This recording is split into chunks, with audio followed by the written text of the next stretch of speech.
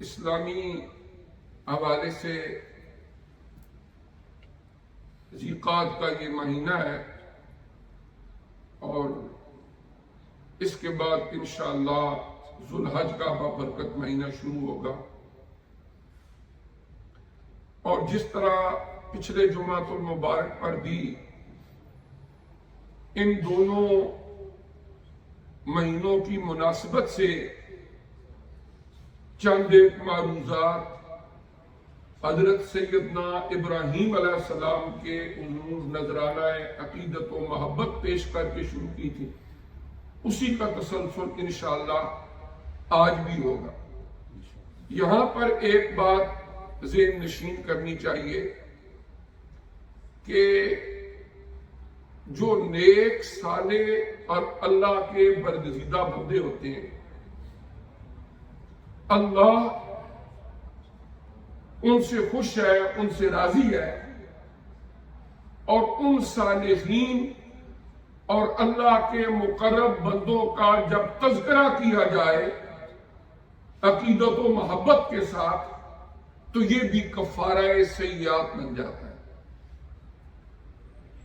نیک لوگوں کا ذکر۔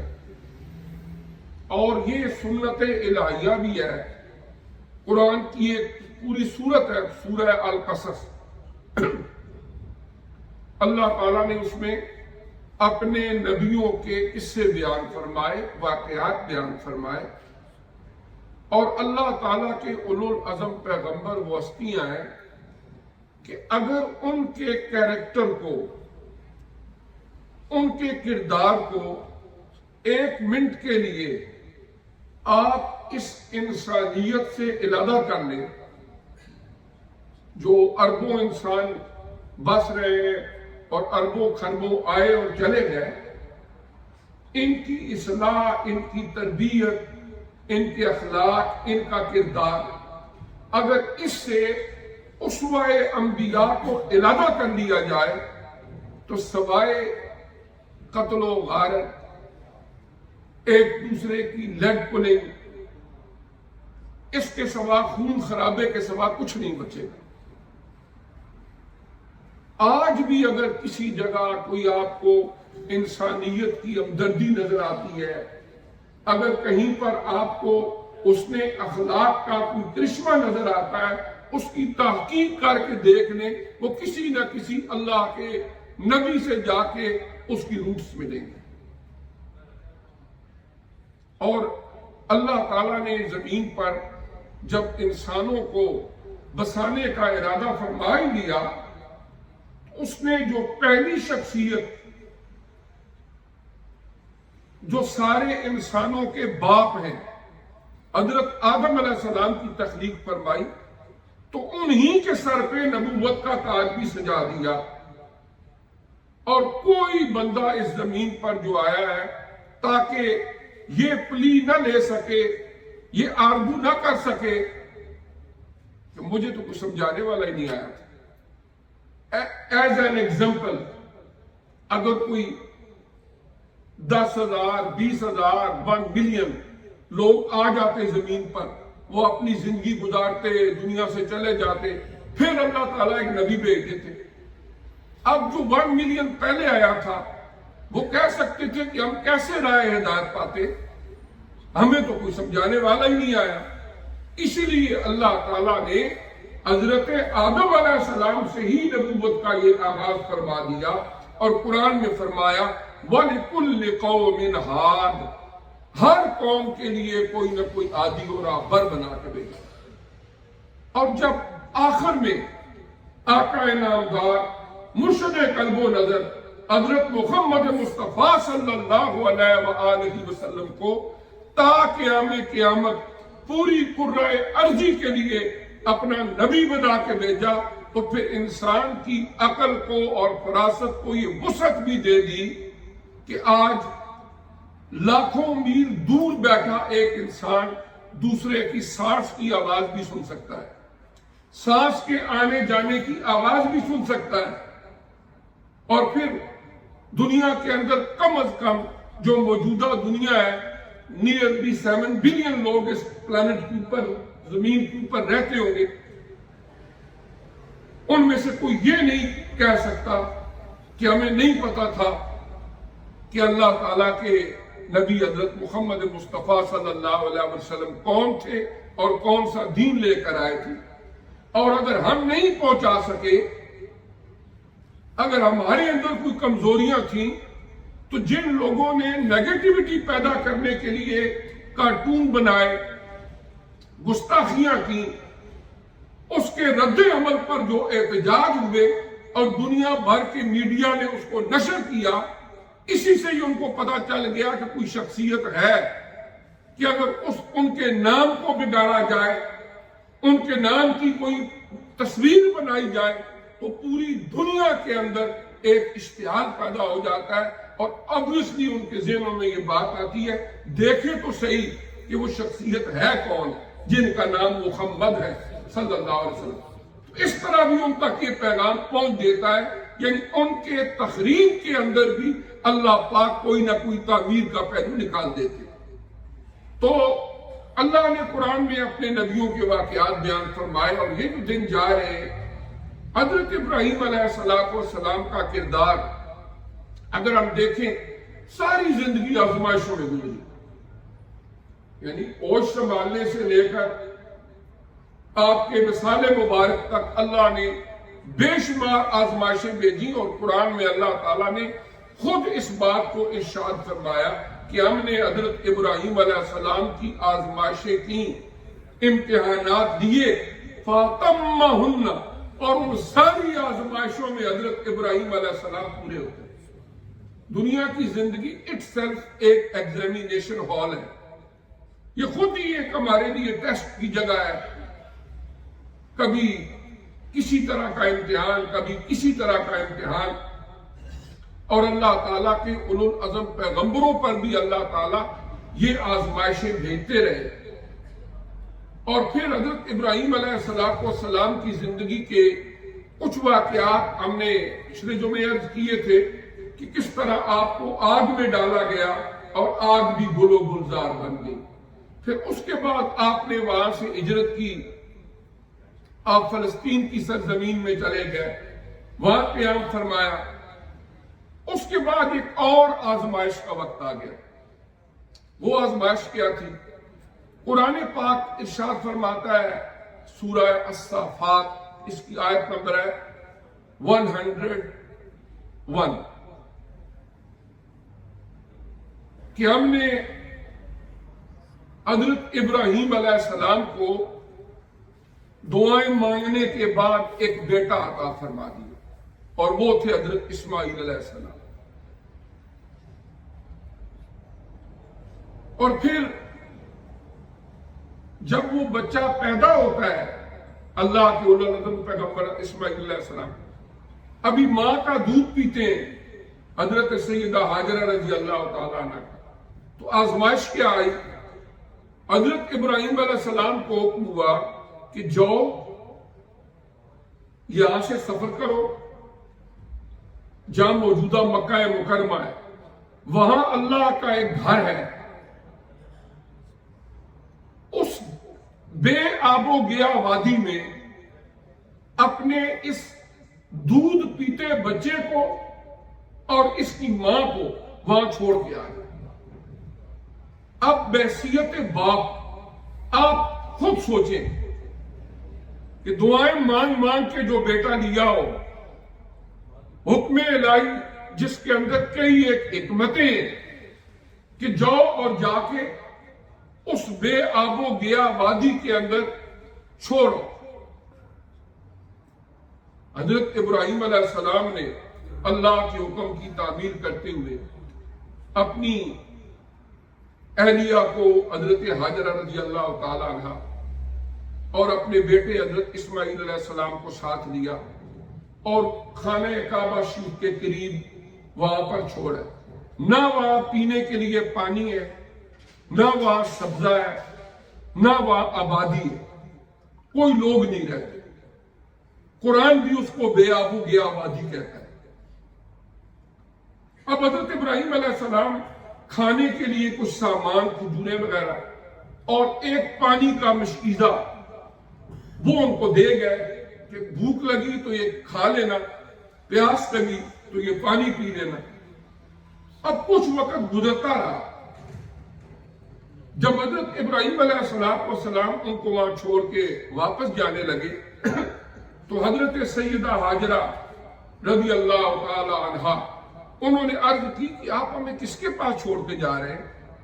یا کوئی آبادی نہیں ہے، یا پانی تک بھی نہیں ہے، سبزہ نہیں ہے۔ آپ نے جب فرمایا مجھے اللہ کا حکم ہوا ہے، انہوں نے آگے سے عرض کی کہ اگر اللہ کا حکم ہے تو ہم سر تسلیم خم کرتے ہیں، آپ جائیں۔ اور جب حضرت سیدنا ابراہیم علیہ السلام آگے جاتے تو شفقت پدری اور پھر ایک خامن کے طور پر بار بار مڑ کے دیکھتے کہ میں ان کو چھوڑ کے یہاں جا رہا ہوں،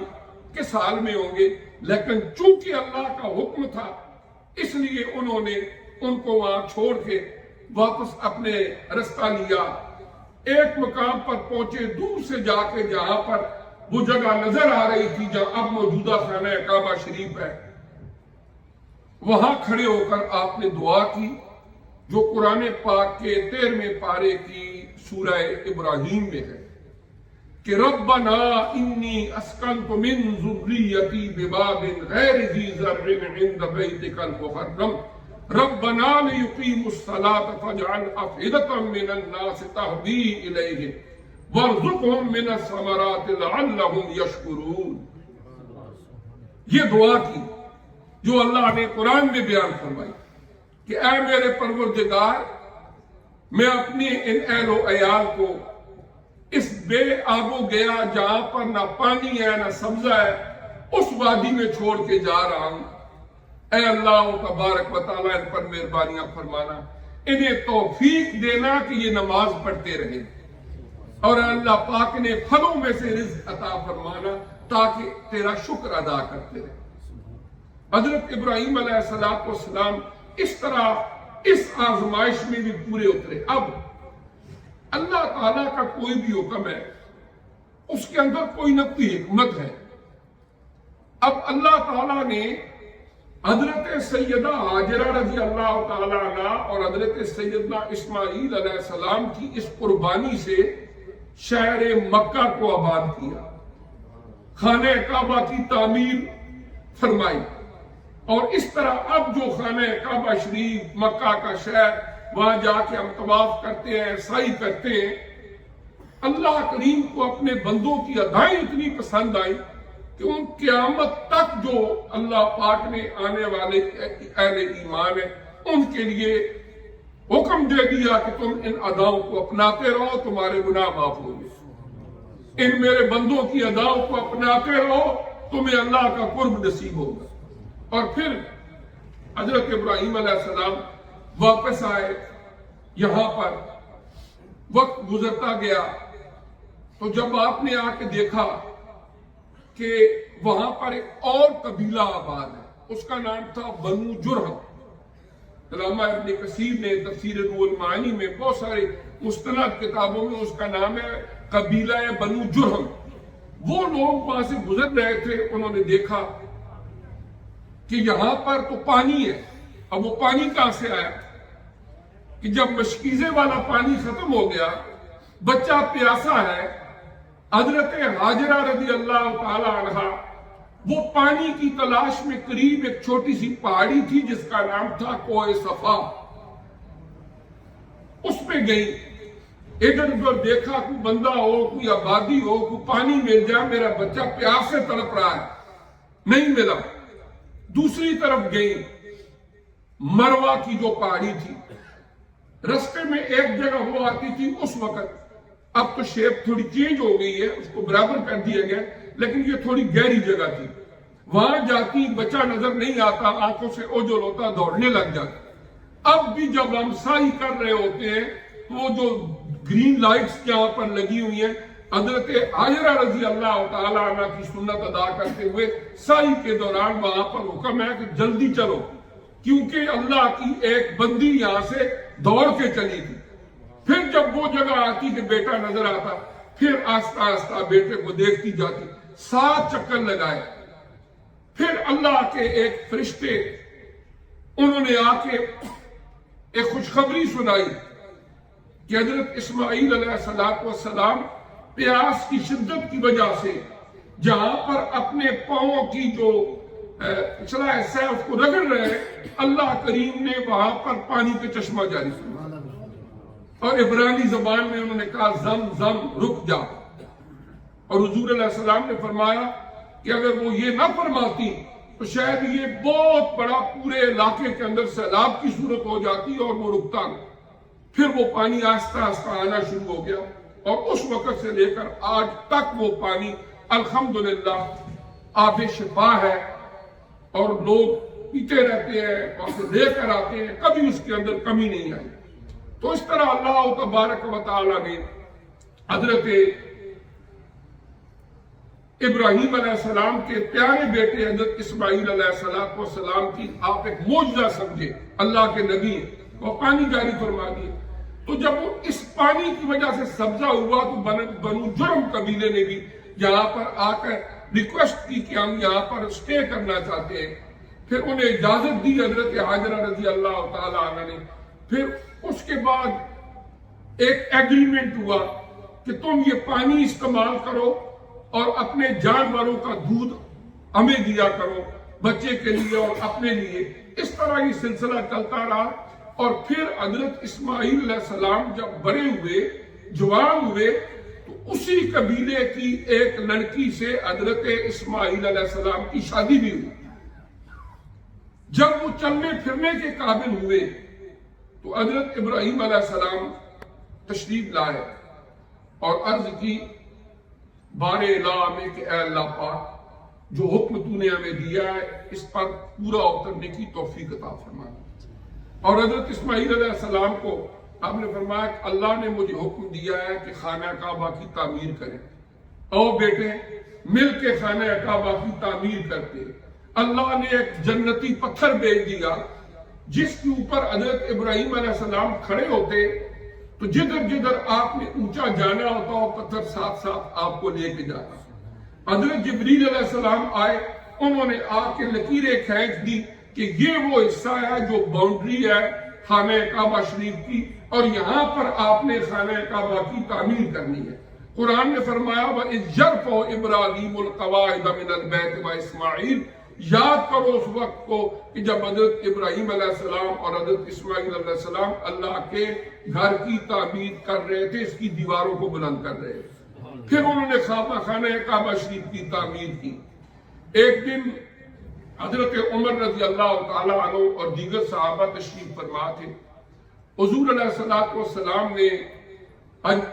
جو